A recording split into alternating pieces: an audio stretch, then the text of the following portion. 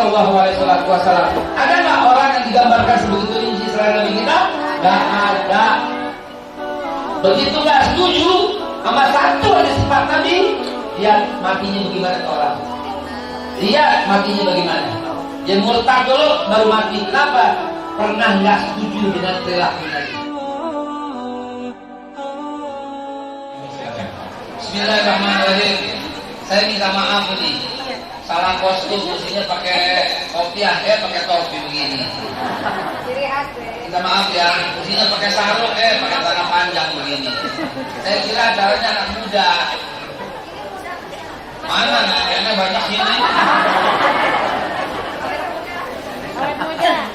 Ya, apalagi ada Habib Ahmad. Malu saya begini sebenarnya. Ya Allah ya Habib, ya Mang Cecep dan semua yang saya akan sebutkan satu persatu tidak mengurangi sedikit pun rasa hormat saya. Bismillahirrahmanirrahim. Sebelum saya mulai, saya mau ucapkan jazakumullah khairul jazak.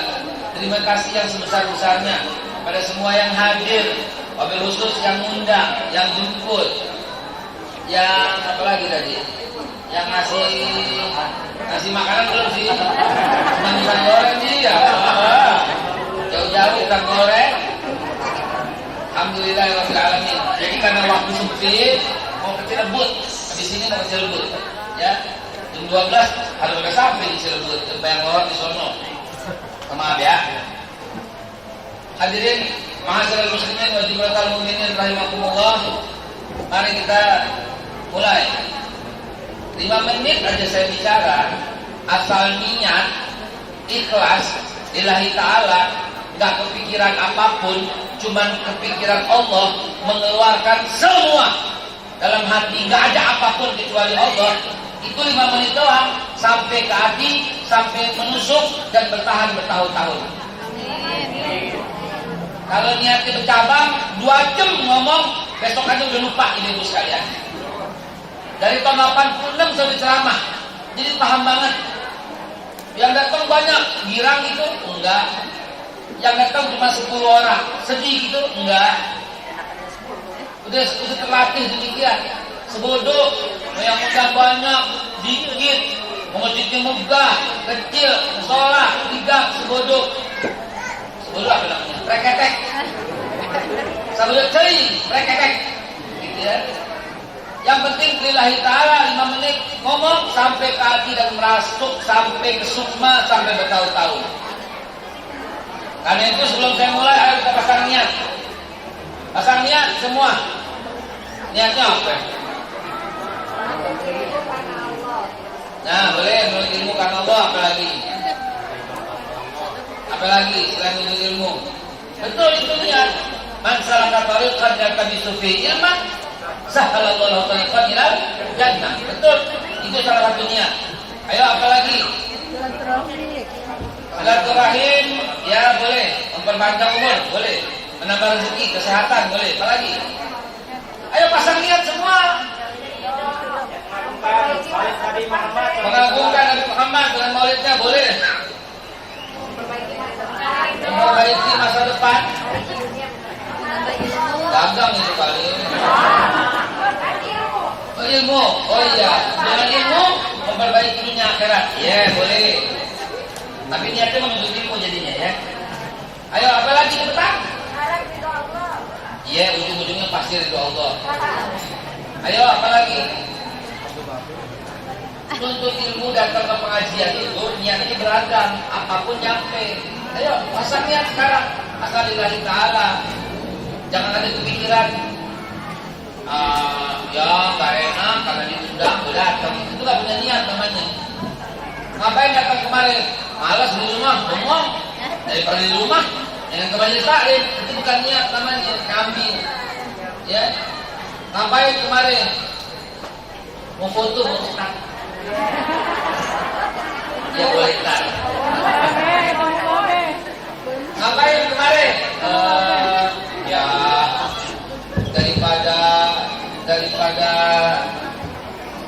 daripada buat jatuh.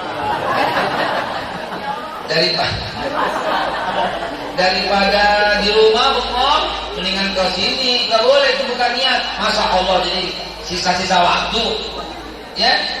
Ayo pasang niat ibu bapak sekalian, pasang niat. Pasang semantap-mantapnya niatnya apaan? Ngapain kemarin? Nggak enak, tetangga kan saya nggak ada kegiatan dong. Ngapain begitu? Nggak boleh. Ayo. Ibadah boleh. Ngapain kemarin? Malas di rumah, ada laki saya, cerewet banget. Itu dia yang paling jelek itu. Niat kabur dari laki. Masa begitu niat ya? Ayo, niat apa? Udah semua? Tes. Sama aja kan? Sama aja kan? Sama aja kan? Sama aja kan? Sama aja kan? Bagus ini? Bagus ini? Ini atuh. Saya takut kalau dua jadi dua beneran. Baik, ibu sekalian yang dimuliakan Allah, bapak sekalian, dia bila niatnya silahkan mengagungkan Nabi, mengikuti jejak Nabi, lebih dekat dengan Nabi, menuntut ilmu, mengharap ridho Allah, silaturahim, kenal sama orang dan seterusnya. Kalau ada niat baru saya mulai. A'udzubillahi minasyaitonirrajim. Bismillahirrahmanirrahim. Assalamualaikum warahmatullahi wabarakatuh. Waalaikumsalam warahmatullahi wabarakatuh. Alhamdulillahirabbil alamin wassalatu wassalamu ala rasulil nabiyil karim wa ala alihi wa sahbihi ajmain amma ba'du. Ayat-ayat tak usah saya bacakan lagi. Tadi Pak Cecep banyak baca ayat, tadi pengantar banyak baca ayat, tadi ibu juga banyak baca ayat. Kecil dikit kali ya.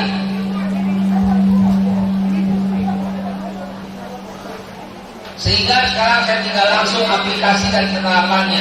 Sejauh mana kita kenal Nabi Muhammad?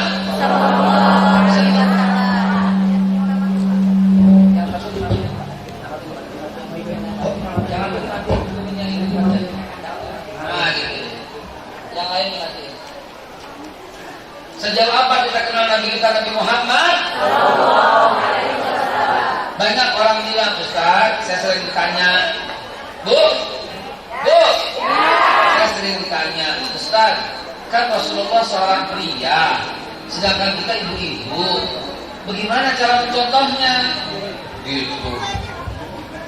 Allah Subhanahu Wa Taala yang bilang, laqad kana lakum fi Rasulillah uswatun hasanah.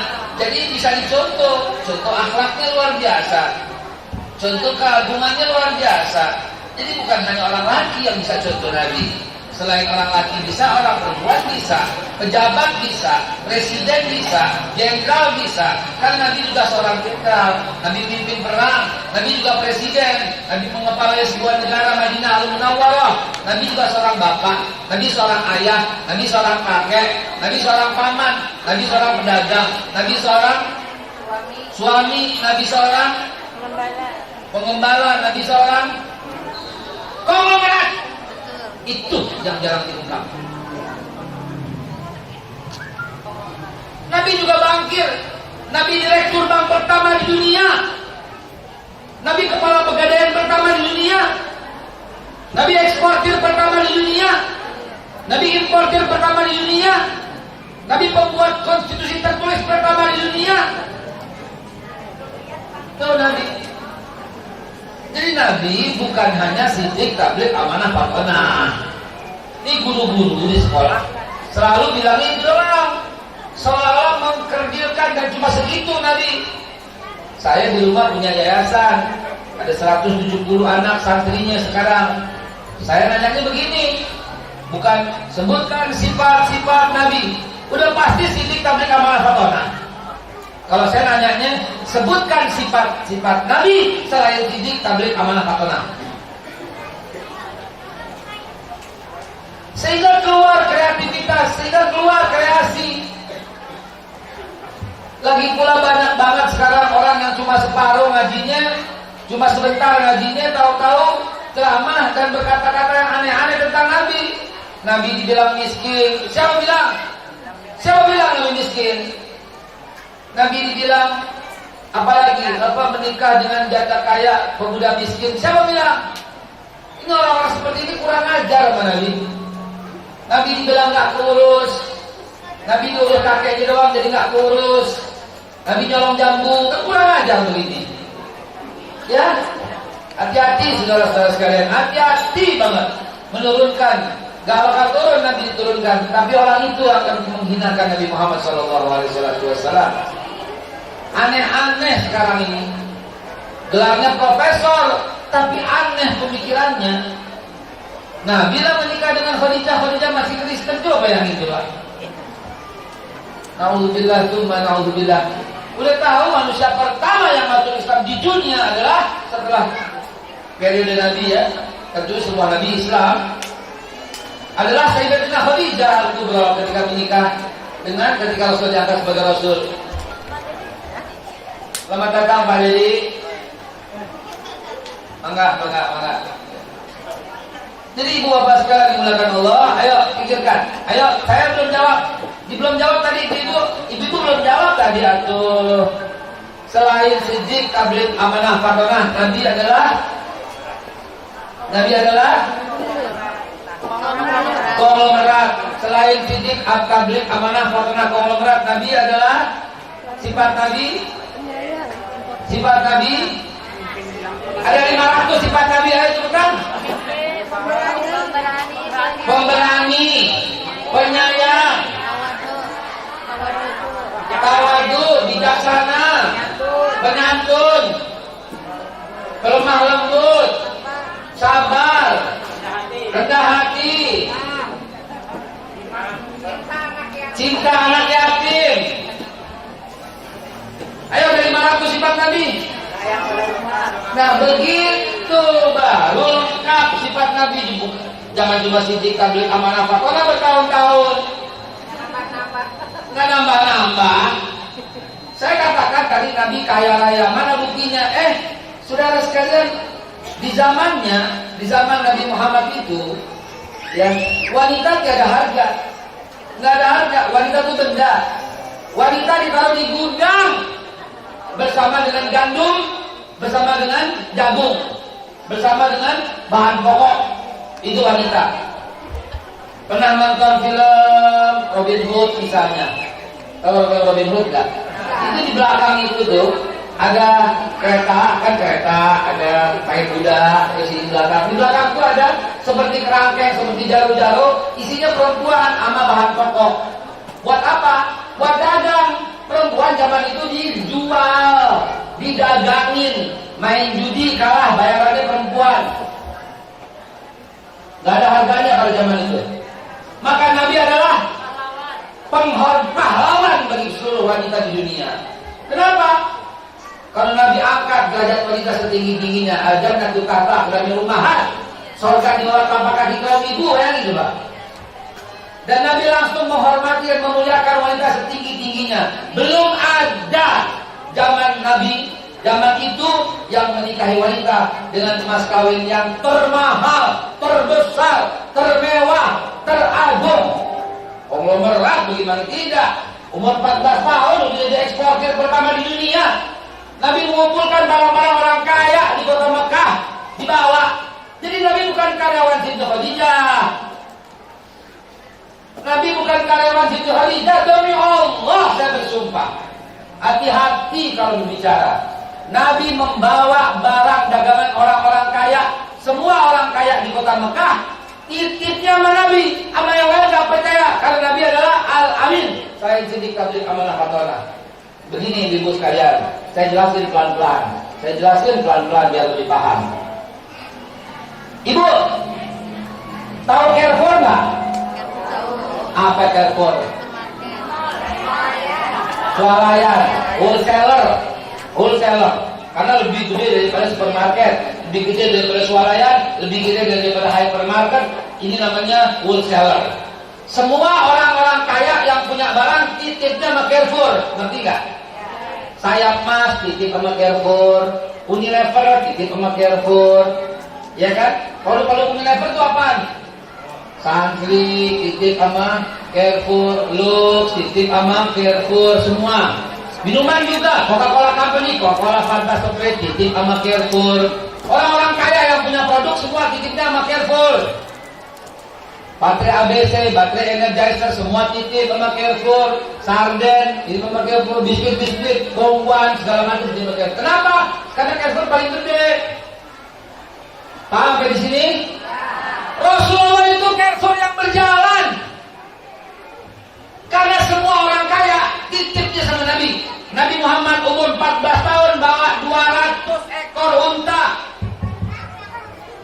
Nabi Muhammad umur 14 tahun bawa 200 ekor unta. Yang masing-masing unta barangnya Siti Khadijah nih. Ini unta ini barangnya Umar bin Hisham nih. Ini unta ini barangnya Abu Bakar nih. Ini unta ini barangnya Abdurrahman bin Auf nih. Ini unta ini barangnya Abu Sufyan nih. 200 ekor unta sekali jalan. Buka pikirannya semua. Agar apa? Agar paham Nabi Muhammad itu top markotop, top best of the best. Allahu Akbar. Allahu Akbar. Jadi Nabi itu orang kaya raya, cuma Nabi memilih sederhana. Nggak mau menonjolkan kekayaan. Orang dulu punya 1 ekor unta betina, kaya. 1, susunya sepanjang tahun. 2, bisa 7 kali melahirkan. 3, bisa disewa. 4, bisa dikendarai. 5, bisa dipinjemin, dikontrak setahun supaya sama unta jantan supaya bisa. Selama itu juga dikasih. Jadi punya unta 1 ekor unta betina, kaya. Dan kendaraan paling mahal zaman itu unta betina. Bayangkan kekayaan Nabi ketika menikah sama Siti Khadijah. Siti Khadijah dikasih mas kawin 40 ekor unta betina semua. Kaya nggak tuh? Kaya tidak? Kaya. Zaman sekarang unta betina sama dengan mobil termahal. Apa mobil termahal sekarang? Lamborghini, Masya Allah. Ada orang sekarang berani nggak beri mas kawin kepada wanita untuk menghormatinya 40 mobil Lamborghini? Paling-paling seperangkat alat sholat. Rekor sedunia sampai sekarang tidak ada yang berani memberikan mas kawin lebih banyak dari Nabi. Dan Nabi memecahkan rekornya sendiri pada waktu menikahi Aisyah 512 keping emas. Ayo, berapa puluh kilo itu? Pernah dengar? Bapak-bapak nikah dengan mas kawin 1 kilogram emas. Pernah dengar? Nah, Nabi berapa 50 kilo lebih, sudah. Jangan macam-macam bilang Nabi Muhammad miskin. Shallu ala Nabi Muhammad. Nggak ada tandingannya Nabi kita. Tetapi emas yang diberikan sehari, 2 hari, 3 hari habis. Bagi-bagi orang miskin. Untanya 4 hari doang, 5 hari habis. Bagi-bagi lagi orang miskin. Waktu pernikahannya yang mulia ibunda susunya datang, Siti Halimatus Sa'diyah datang, diberikan lagi sama Nabi 70 ekor unta betina lagi semua. Baca dalam kitab Tarikh At-Tabarikh, baca dalam kitab Qasasul Anbiya Ibnu Katsir, baca dalam kitab Ibnu Hajar Al-Asqalani menceritakan hal demikian. Lalu kenapa buku SD mengatakan Nabi Muhammad miskin? Nyebelin beneran. Kaya, cuma Nabi memilih miskin. Kaya, Nabi memilih sederhana. Begitu saudara-saudara. Makanya saya bilang tadi, Nabi Muhammad kaya, konglomerat. Umur 25 tahun, lagi gagah-gagahnya, lagi keren-kerennya, lagi maco-maconya. Mau tahu gambaran maco Nabi?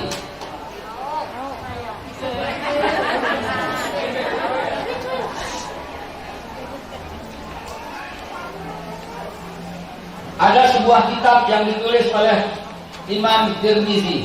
Nama kitabnya Asy-Syama'il Muhammadiyah. Saya bacain aja.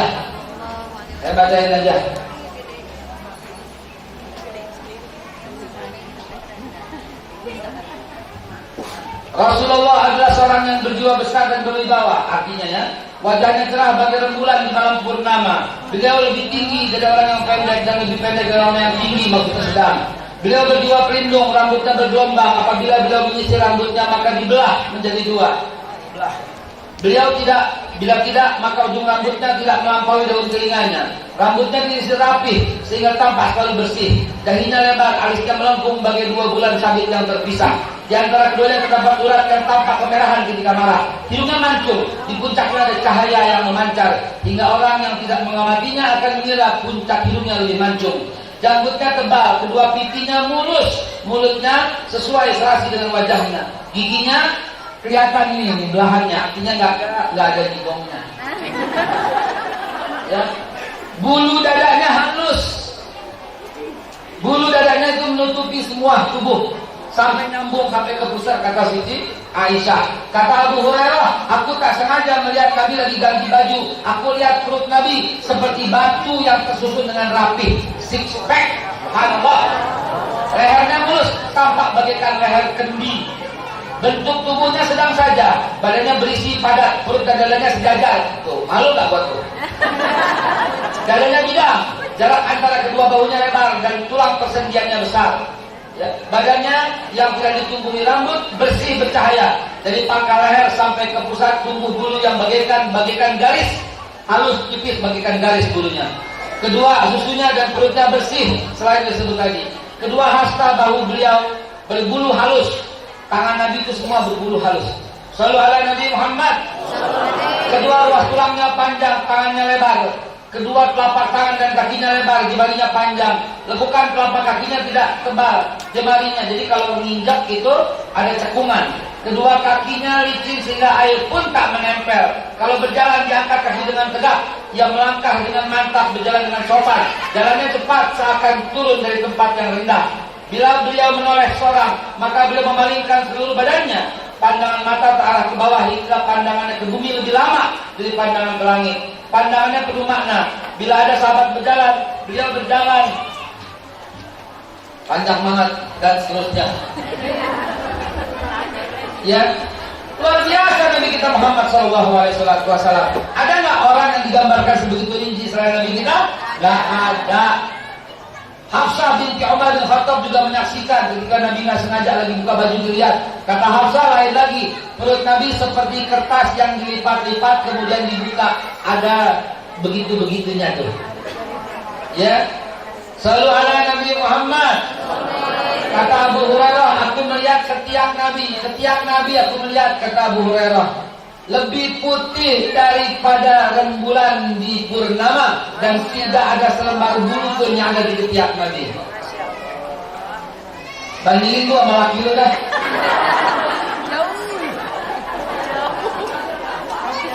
Bandingin sama laki lu, kepeknya bedaki, bulu bisa dikepang, nauzubillah min dzalik.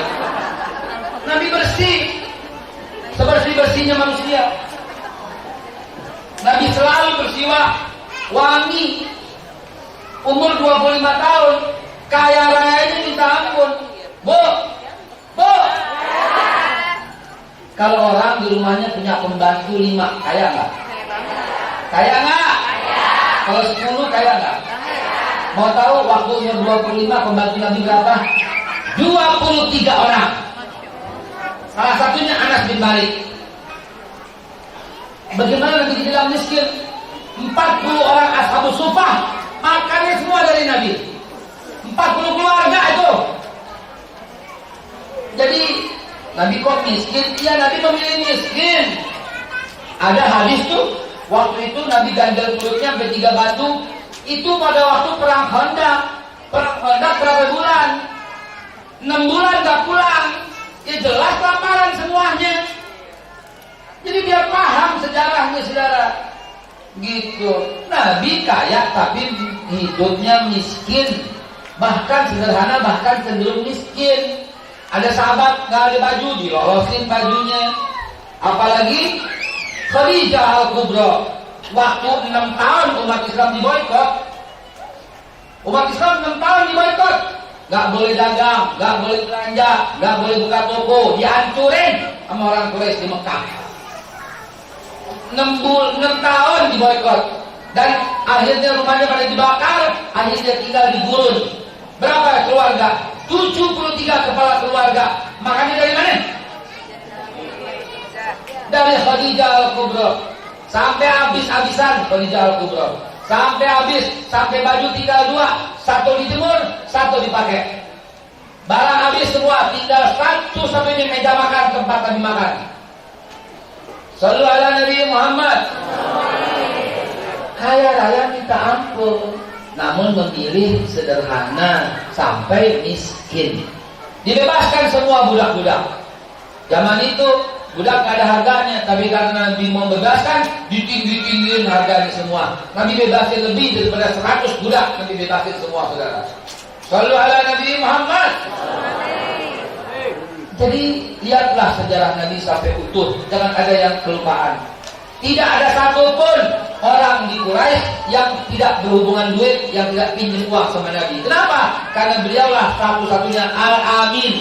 Maka tidak berlebihan kalau saya katakan Nabi adalah direktur bank pertama di dunia, bankir pertama di dunia, fund manager pertama di dunia.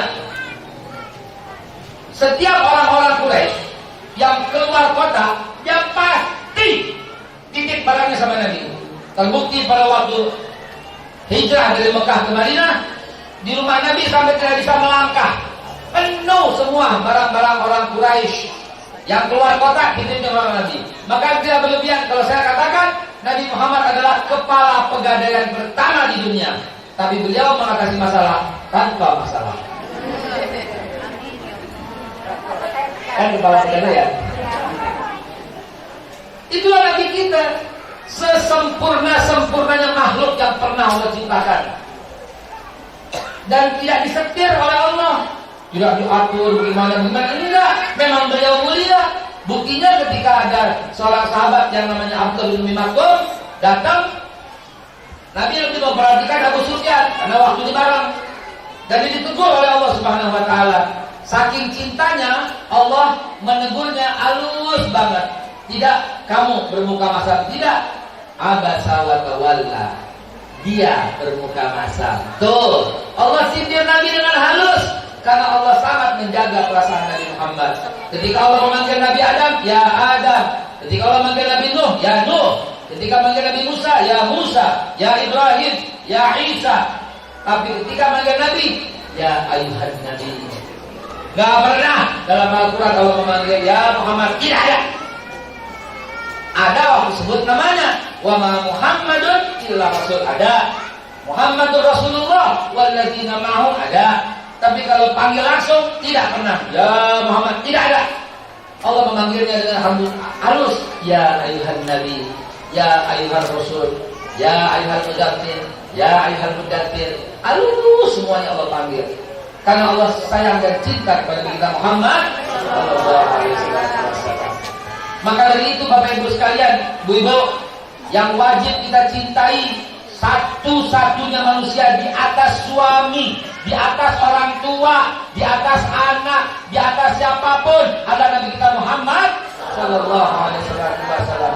Tidak beriman seseorang lain ahadukum hatta yu'min, sampai mencintaiku lebih daripada mencintai semua. Ya, jadi Ibu Bapak sekalian, mulai hari ini bersihkan pikiran tentang Nabi Muhammad kalau ada yang salah atau ada yang error di otak. Kenapa? Karena nggak setuju dengan Nabi, itu bisa mengeluarkan syahadat, bisa membatalkan syahadat kita, saudara. Tidak setuju dengan sifat Nabi, batal syahadatnya. Kenapa? Karena syahadat yang kedua, asyhadu anna Muhammadar Rasulullah, bersaksi. Berarti udah ikhlas menerima apapun yang Nabi sampaikan. Begitu nggak setuju sama satu ada sifat Nabi, lihat matinya bagaimana orang. Lihat matinya bagaimana. Ya, dia berada di luar jalur Islam. Dia murtad dulu baru mati. Kenapa? Pernah nggak setuju dengan perilaku Nabi. Shallu ala Nabi Muhammad. Maka saya pesenin dengan hati-hati, saudara. Banyak ibu-ibu sering terlintas di pikirannya. Coba Nabi bininya satu, betul apa tidak? Betul apa tidak? Hati-hati, saudara. Demi Allah yang memegang jiwa ini, apapun yang Nabi lakukan adalah yang terbaik. Wa ma yantiqu 'anil hawa in huwa illa wahyu yuha. Nabi Muhammad gak kepengenan bininya banyak, enggak kepengenan. Sebutkan kepada saya satu saja Nabi melamar wanita selain Hafsah. Sebut. Siapa bisa sebut? Nabi menikah dengan Khadijah karena waktu itu udah 25 tahun, lagi gagah-gagahnya.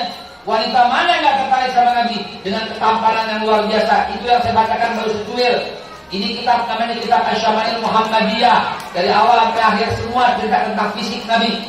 Setiap baca itu menggigil saya, nggak sanggup membacanya. Betapa indahnya makhluk itu. Nabi Yusuf bisa dipandang sampai teriris jarinya. Seganteng-gantengnya Nabi Yusuf masih bisa dipandang.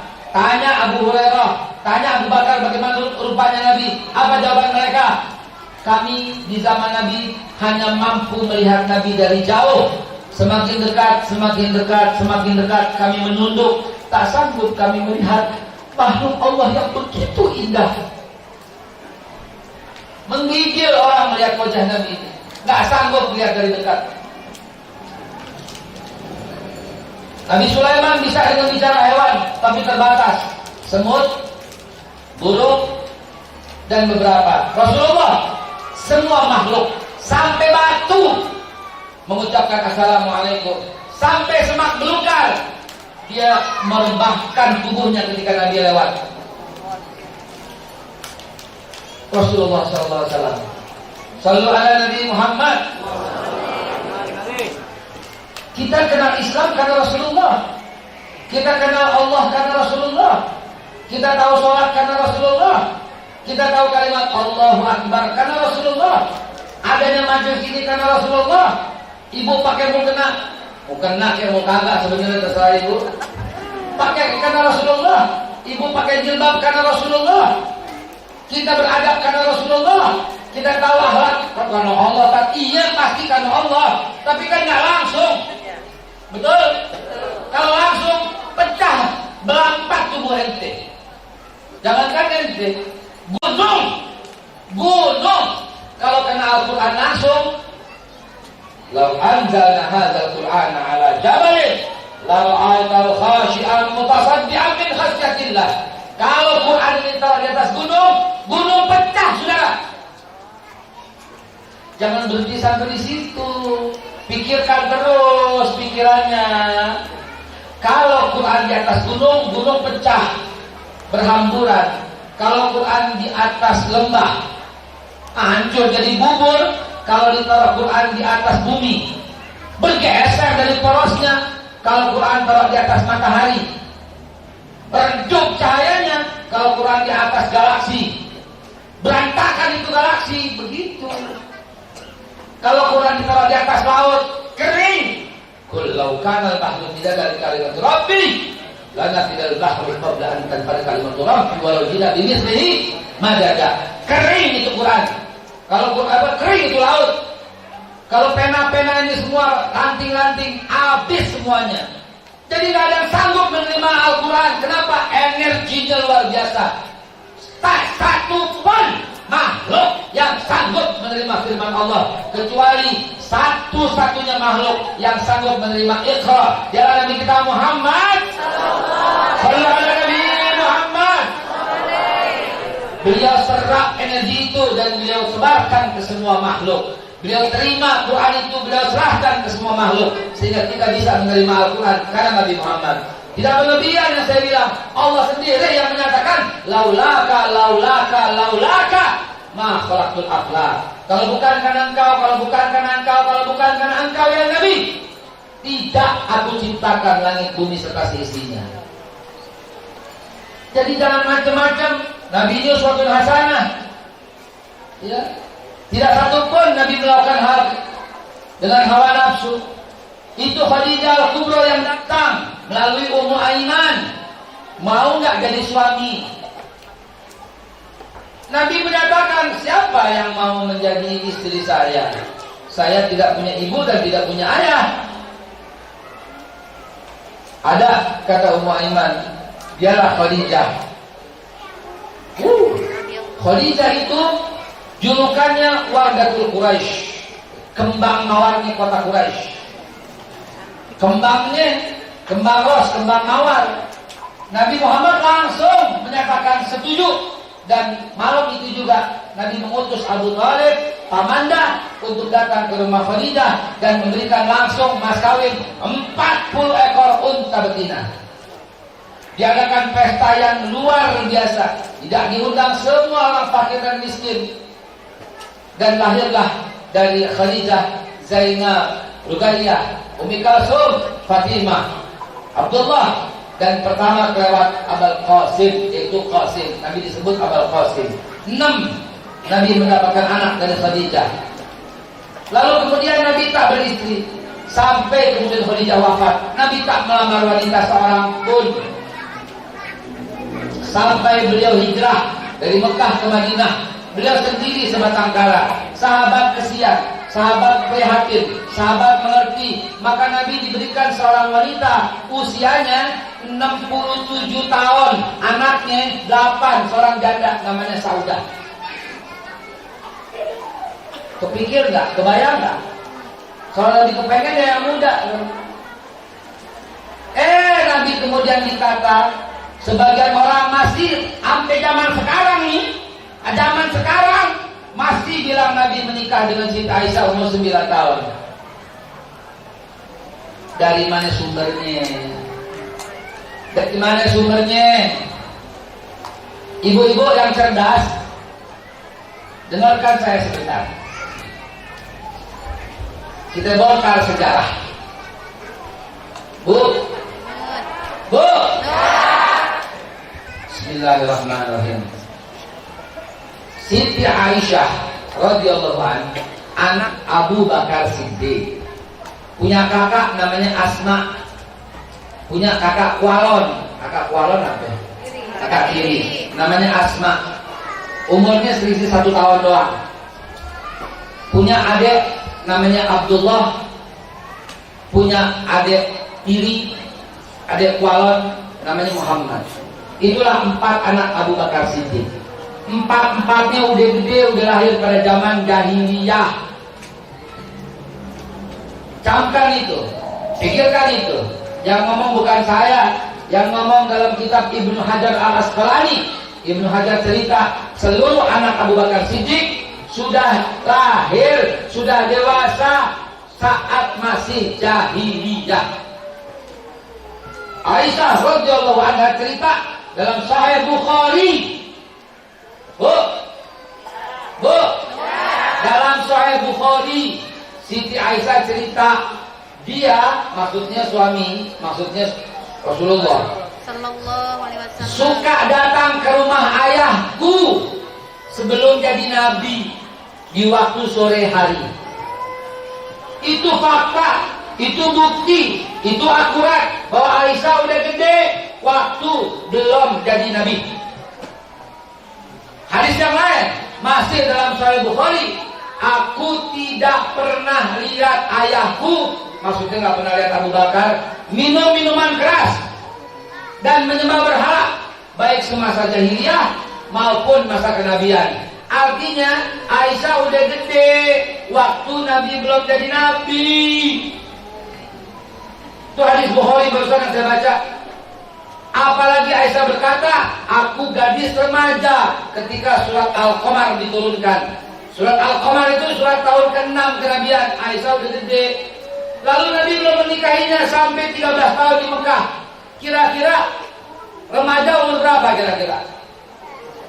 Kira-kira aja deh remaja umur berapa? Tambah 13 tahun dakwah. Umur berapa itu? Udah lebih 20 kan? Iya. Tambah 2 tahun sebelum perang Badar. Siti Aisyah dan Fatimah binti Khattab dan Asma binti Abu Bakar, itu 3 wanita yang membawa kalau ada orang pahlawan terluka dalam perang Badar dan perang Uhud, dan dia pada waktu itu belum menikah. Coba pikirkan baik-baik, dari mana itu dikatakan Nabi menikahi Aisyah umur 6 tahun, 9 tahun? Dari mana sumbernya? Dari Bukhari, tapi hadisnya ahad, tunggal, satu, bersumber dari Hisham bin Urwah, dan Hisham bin Urwah nggak dipakai oleh para perawi hadis ketika beliau sudah tua, ketika beliau sudah mulai pikun, dan beliau segera sudah pindah ke Irak dari tempatnya asalnya di Madinah. Saya mendalami ini, saya menulis sejarah soal ini. Nabi uswatun hasanah. Hati-hati kalau umpamanya belum paham, jangan sembarangan mengikut-ikut apa yang kata orang. Ya, baca sejarah yang lengkap. Kalian atau balik 26 jilid, hatamin dulu baru ngomong. Ibnu Hajar Al-Asqalani, hatamin dulu baru bicara. Ibnu Katsir, hatamin dulu baru bicara. Khalid Muhammad Khalid 5 jilid, hatamin dulu baru bicara. Yusuf Al-Kadahlawi 8 jilid, hatamin dulu baru berbicara. Jadi Rasulullah SAW mulia semulia-mulia makhluk yang pernah Allah ciptakan. Salatullah salamullah ala taha Rasulillah. Salatullah salamullah ala yasin habibillah. Salatullah salamullah. Apa doanya? Salatullah salamullah ala yasin habibillah.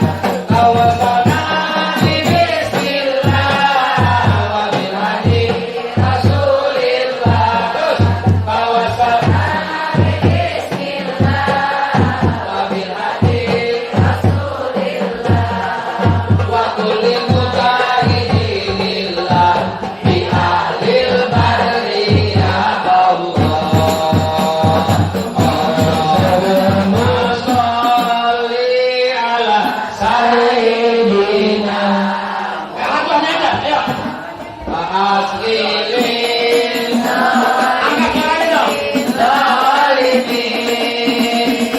Allahumma sholli ala sayyidina Muhammad wa asgilin zalimin bil zalimin wa akhrijna min bainihim wa ala alihi wa sahbihi ajma'in. Sallu ala Nabi Muhammad. Apa yang kurang dari Nabi Muhammad? Sesempurna-sempurnanya makhluk, dia doang yang bisa memberikan syafaat. Tidak ada satupun makhluk yang sanggup memberikan syafaat. Tidak juga suami ibu, tidak juga anak-anak ibu. Bahkan Nabi Ibrahim yang disebut bapaknya para nabi, Abul Anbiya, tidak bisa memberikan syafaat. Dalam hadis riwayat Muslim yang sangat panjang, beliau, ini umat yang sudah meninggal kan terkatung-katung, belum kiamat. Dari Nabi Adam yang meninggal sampai yang terakhir terkatung-katung, mereka semua lari kepada Nabi Ibrahim. Ya Nabi Ibrahim, engkau adalah Khalilullah, tolong selamatkan kami. Bagaimana nasib kami? Apa kata Nabi Ibrahim? Nabi Ibrahim berkata, nafsi, nafsi, diriku, diriku. Hari ini Tuhanku marah yang belum pernah seperti marahnya hari ini. Aku tidak bisa memberi syafaat kepada kalian. Tuh, larilah kalian kepada Musa, karena beliau adalah kalamullah. Ini jutaan miliaran triliunan manusia lari semuanya ke Nabi Musa, minta tolong. Ya Musa, engkau adalah kalamullah, tolong. Bagaimana nasib kami? Selamatkan kami. Apa kata Nabi Musa? Nafsi, nafsi, diriku, diriku. Aku tidak bisa memberi pertolongan kepada kalian, tidak bisa memberi syafaat. Larilah kalian kepada Isa, karena beliau adalah Ruhullah. Serombongan manusia itu rame-rame yang wafat dari Nabi Adam sampai terakhir larinya ke Nabi Isa, minta diberikan syafaat. Apa kata Nabi Isa? Hari ini Tuhanku marah yang belum pernah seperti marah hari ini. Aku tidak bisa memberikan syafaat kepada kalian. Coba kalian ke Nabi Muhammad SAW. Beliaulah kekasih sejati Allah Subhanahu wa Ta'ala. Maka Nabi didatangin miliaran triliunan manusia itu, Nabi hanya sujud kepada Allah Subhanahu wa Ta'ala, tidak mengangkat kepalanya sampai terdengar firman Allah supaya mengangkat kepalanya. Lalu Nabi berucap, ummati, ummati, ya Allah, ummati. Seraya mendengar itu, Allah Subhanahu wa Ta'ala sebagaimana yang pernah Allah janjikan di dunia dengan surat Wadduha yang sudah kita hafal, wala saufa yu'tika rabbuka fatardha. Itu janji Allah buat Nabi. Apapun yang Nabi kepengen, wala saufa yu'tika rabbuka, Tuhanmu, fatardha, pasti meridhoi, mengabulkan. Tuh. Shallu ala Nabi Muhammad. Saking cintanya Allah sama Nabi Muhammad tuh. Nabi Muhammad tidak sebut mau gunung dari emas, mau apapun silahkan. Apa kata Nabi ketika firman Allah itu turun? Wala saufa yu'tika rabbuka fatardo. Malaikat gembira. Ya Rasul, silakan sebut apa yang kau inginkan. Apa kata Nabi? Yang diinginkan apa? Izan ya Rabb la ardo wa wahidun min ummati finnar. Kalau begitu ya Allah, tidak aku redho satupun umatku di api neraka. Selalu ala Nabi Muhammad. Sampai begitu Nabi, sampai dikumpulkan. Lalu kemudian dikiamatin. Begitu dikiamatin, semua makhluk hilang semua. Udah masuk alam akhirat. Alam barzah udah lewat. Semua alam barzah udah lewat. Lalu Allah pertama kali membangkitkan adalah malaikat Jibril untuk membangkitkan Nabi Muhammad. Ketika Nabi Muhammad bangun, seperti bangun dari tidur, diabadikan dalam surat Yasin. Nabi Muhammad bangun. Begitu bangun Nabi Muhammad seperti kocak-kocak mata dan berkata, Ayu yaumin hadza ya Jibril. Ini hari apa ya Jibril? Malaikat Jibril menjawab, Hadza ma wa'ada Rahman. Ini hari yang dijanjikan. Wasadaqal mursalun. Apa jawabannya? Ini hari kiamat. Apa kata Nabi? Aina tarakta ummati? Di mana kamu taruh umatku? Shallu ala Nabi Muhammad. Sampai kayak begitu cintanya Nabi sama kita. Maka kalau kita kurang cinta kepada Nabi, sehari semalam kurang daripada 1000, jangan ngaku umat Nabi Muhammad. Ini saya pesan terakhir. Satu hari semalam jangan boleh kurang dari 1000 kali sholawat. Banyak banget. Sedikit itu. 1 jam 1800. 1 jam dengan kecepatan normal. Allahumma shalli ala sayyidina Muhammad wa ala sayyidina Muhammad. Allahumma shalli ala sayyidina Muhammad wa ala sayyidina Muhammad. Allahumma shalli ala sayyidina Muhammad wa ala sayyidina Muhammad. Allahumma shalli ala sayyidina Muhammad wa ala sayyidina. Itu 1 jam 1800 kali. Jangan ngomong cinta sama Nabi kalau tidak bersalawat kepada Nabi Shallallahu Alaihi Wasallam. 1000 minimal sehari. Biar Allah curahkan rahmat buat kita semua. Biar Allah berikan kedamaian, ketentraman bagi negara kita. Karena cuma salawat yang bisa saat ini kita lakukan, doa dan salawat untuk menerangkan. Tahun 64 itu PKI merajalela. PKI masuk ke semua lini tahun 64. Bukan sekarang tahun 64 ya. Tahun 64 tuh PKI ada di semua. Lagu yang populer zaman itu genjer-genjer. Tahu gak genjer-genjer lagu ini gimana? Nggak tahu. Belum lahir. Itu lagu paling top, semua orang nyanyiin. Kita usaha PKI lagi. Itu dinyanyiin semua orang, viral. PKI menyusup sampai Bung Karno pada waktu itu pidato di Senayan.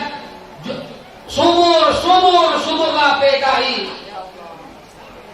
Lalu PKI masuk ke dalam pemerintah, ustaz ditangkap-tangkepin. Zaman dulu.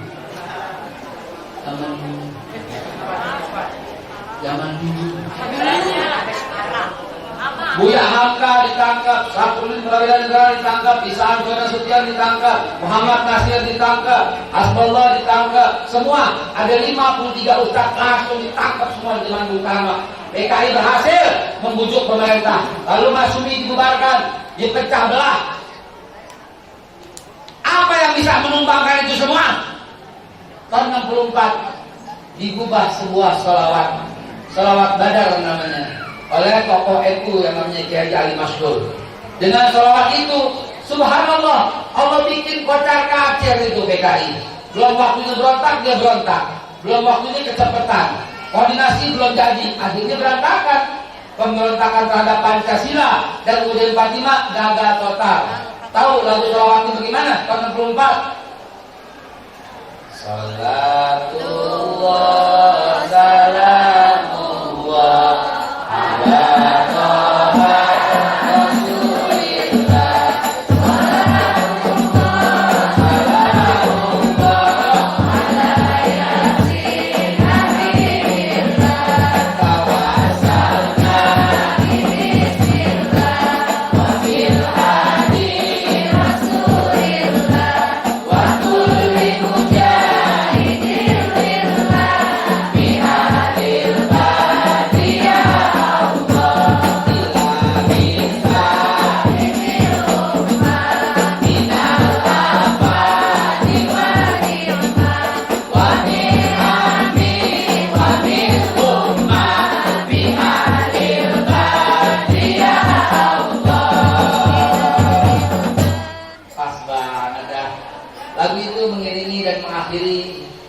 cerita kita tentang Nabi kita Muhammad SAW.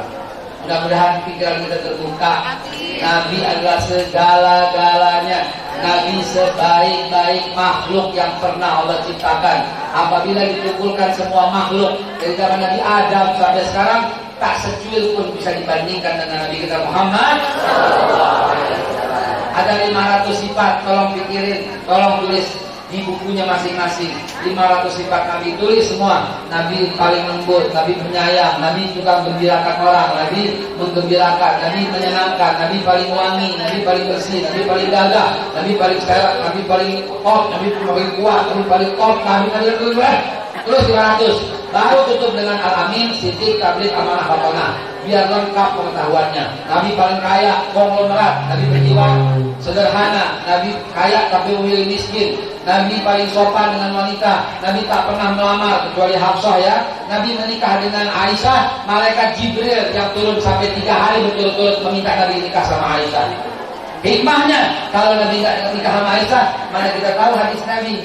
Yang cerita Nabi di kamar siapa?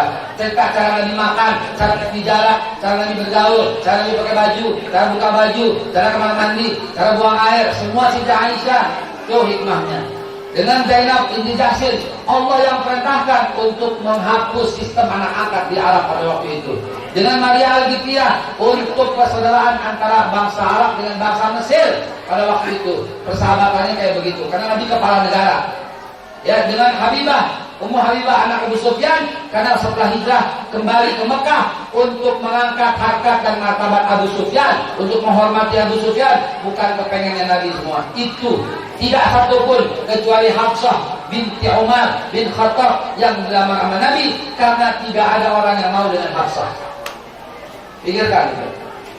Waktu Hafsah menjadi janda, Umar bin Khattab nangis. Dan dia datang kepada Abu Bakar, "Ya Abu Bakar, tolong nikahi anakku Hafsah." Kata Abu Bakar apa? Gak mau. Diam di rumah berhari-hari Umar bin Khattab karena malu anaknya seorang janda. Gak lama datang lagi kepada Utsman bin Affan, "Wahai Utsman, tolong nikahi anakku janda." Apa kata Utsman? Tidak mau. Berhari-hari nangis. Datang lagi kepada Ali bin Abi Thalib. Umar bin Khattab datang kepada Ali, "Wahai Ali, tolong anakku janda, nikahi anakku." Apa kata Ali bin Abi Thalib? Gak mau. Lama Umar bin Khattab gak keluar rumah, sampai Nabi mencari. Di mana Umar? Siapa yang lihat Umar? Di rumah ya Rasulullah, lagi nangis gak keluar. Nabi datang ke rumah Umar bin Khattab. "Ada apa wahai Umar?" "Ya Rasulullah, sahabatku Abu Bakar, aku minta nikahi anakku, dia tak mau. Padahal dia sahabatku. Utsman sahabatku, aku minta nikahi anakku, tak mau. Begitu juga Ali." Alangkah mulianya Nabi, nggak bakal rela lihat sahabatnya berduka. Nabi cuma berkata kepada Umar, "Wahai Umar, anakmu akan dinikah yang lebih baik daripada Abu Bakar." Umar belum ngerti siapa yang lebih baik dari Abu Bakar di Madinah ini, nggak ada. Sampai diulangi, "Wahai Umar, anakmu akan dinikah oleh yang lebih baik daripada Abu Bakar." Nangis sejerit sejeritnya Umar bin Khattab. Kenapa? Karena itulah tanda Nabi melamar Hafsah binti Umar bin Khattab. Shallu ala Nabi Muhammad. Tapi bisa menggambarkan kan peristiwa itu dalam kepala ibu sekalian kan? Betapa Rasulullah SAW bertanggung jawab atas semua. Itulah sebabnya sering kita baca, "Laqad ja'akum rasulun min anfusikum azizun 'alaihi ma 'anittum harisun 'alaikum bil mu'minina raufur rahim." Nabi halus sifatnya. Kalau ada sahabat yang terluka, Nabi lebih sakit. Kalau ada sahabatnya gembira, Nabi baru bisa bergembira. Shallu ala Nabi Muhammad. Saya mohon maaf, gak bisa lama-lama, langsung mau berangkat menuju Cilebut. Ya, hadinallahu wa alaikum ajmain. Wallahu muwaffiq ila aqwamit thoriq. Billahi taufiq wal hidayah. Wassalamualaikum warahmatullahi wabarakatuh.